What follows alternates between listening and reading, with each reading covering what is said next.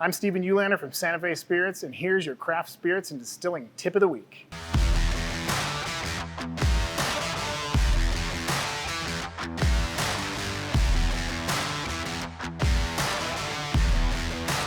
Something to speak on with these is definitely seasonality.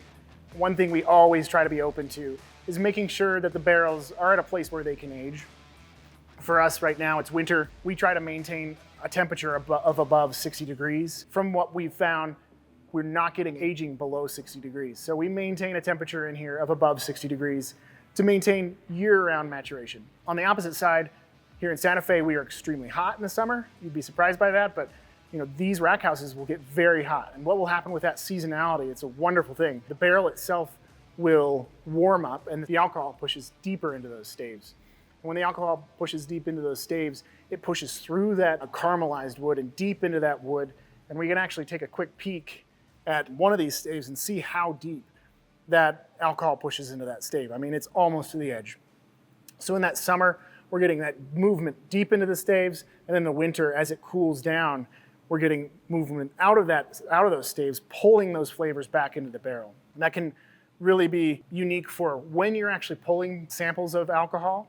And so a spirit at the end of the summer would be completely different than a spirit at the end of the winter. We have to consider those things when we're pulling our spirit for blends. With maturation, also with those temperature fluctuations, we're looking at where the barrels are located within the rack house. These barrels are stacked 4 to 5 high in here currently, meaning that the ones at the bottom are going to be at a cooler rate than the ones at the top.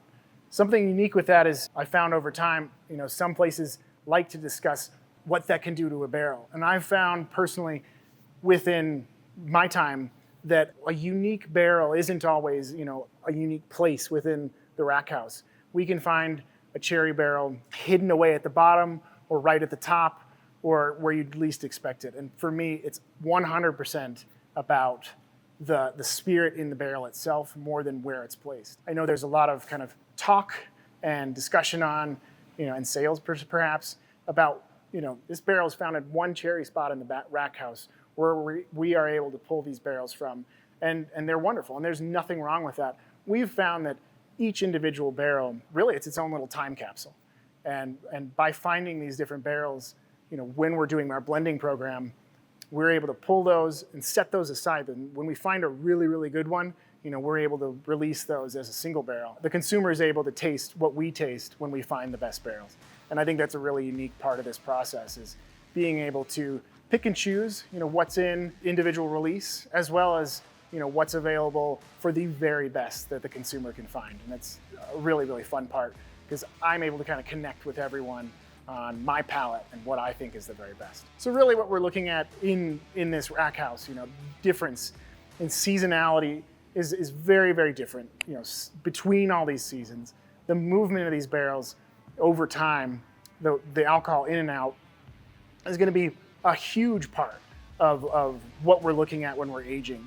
Probably a lot more to than where they're placed. And also in a small place like us, we are pulling from the oldest stock oftentimes, which is way in the back because it is the oldest.